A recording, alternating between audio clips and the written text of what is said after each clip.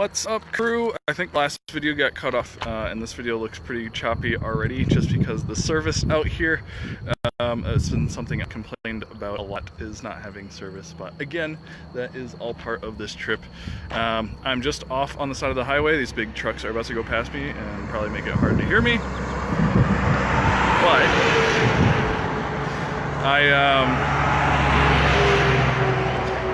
I'm just winding down for the day, and there's literally nothing out here for, I don't know, the last like 3 hours I've been driving, and then I passed this guy and just had to stop and take some pictures and stretch the legs and get out. Thankfully, I'm pretty good on gas still. I don't know when the nearest gas station will be. Looks like it's gonna be quite a while. And I don't know where I'll be stopping for the night, so I gotta figure all that stuff out.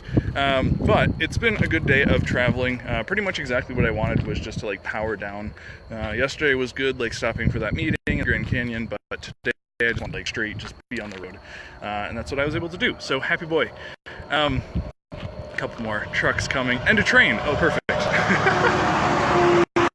So there's lots of cow farms out here, lots of semi-trucks that I'm having to pass on this 2-lane highway.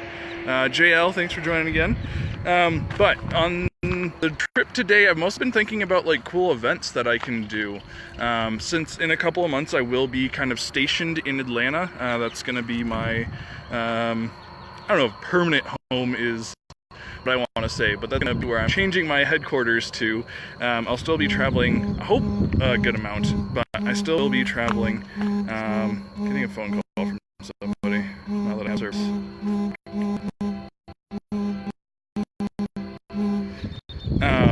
Oh, here's the train as well. Perfect.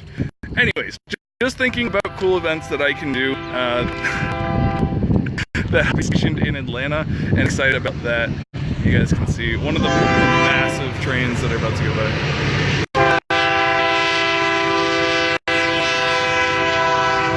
Get back in the car here.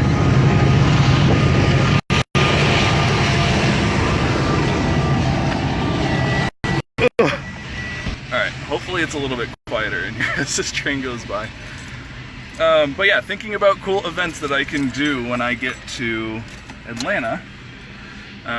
And just like meetups that I can do and like in-person workshops and stuff. I know there is a good amount of people based out of Atlanta, and there's actually a lot of like co-work spaces and stuff too that I've visited. You know, a couple that I've had. They're excited about that possibility and wanting to open that up to this group as well. I was thinking it'd be cool to like, you know, start growing a community of people that can actually like come in the same like physical location, and even if you can't be there, like live streaming those events and just, you know, different creative ideas like that, to keep on with this teaching thing that we're doing. So a good day, lots of ideas, lots of like notes that I'm taking, like voice memos as I'm driving, so I can actually remember all this stuff. I think at the end of this trip, and again, maybe when I get to Atlanta, maybe when I'm in Michigan, I want to do like a wrap-up of my experience of living on the road for the last 2 years, and what it means to be like a digital nomad, or at least what that means to me, and just like thinking out I don't know, the pros and cons of it, and also like my tips and tricks of like how to do it more efficiently. I'm still adding like new stuff to my gear. I'm still looking at you know, different like camera equipment and like how I can improve all of this, and having service and understanding like where good locations to take videos are. Obviously not in front of a train on the side of a highway. Check that one off of the things not to do. But again, like just failing in this experiment as well of, you know, living on the road and trying to share this stuff and kind of the struggles of it, and helping anyone else who wants to do this. I think that's really the biggest thing that I felt yesterday at the Grand Canyon. I was like, man, like I love this experience. I'm so thankful that I am able to do this. But on top of me being able to do this, like I want to be able to do this with a group of other people, and a group of other people who like understand what I'm doing and also want to like continue doing, I don't know, like online entrepreneurial stuff. I don't want to like limit the group to that, but I think starting it off with like a core people who are all doing like print-on-demand stuff would be really cool and really rewarding, for all of us to be able to like dedicate ourselves to doing print-on-demand pretty seriously, and then also traveling with that, and then, you know, helping each other with our businesses and the bottlenecks we have, and systemizing, and yeah, just getting better overall. It's been really, really nice partnering up with some like warehouses that do print on demand, and some other bigger companies that we're starting to work with. We started working with a brewery that's national, so that's really cool. Just like working with these bigger brands that are also like pretty down to earth and willing to give me like advice on how I can improve, while I'm also helping them grow, like in their influence and being able to monetize things. It's been super rewarding. So again, just wanting to continuously grow this community, continuously grow, you know, just this, I don't know, collective of people who want to work towards, you know, having an additional stream of income, but also just thinking outside the box and doing cool things and being on the cutting edge. You know, I kind of lost like that realization that we are still on the cutting edge of what, you know, printing technology can do, just because it's so normal to me. When I still go out and talk to these bigger companies, like they're blown away, like no startup fees, like I don't have to, you know, have a warehouse that's going to hold all this stuff. I don't have to pay for all this up front.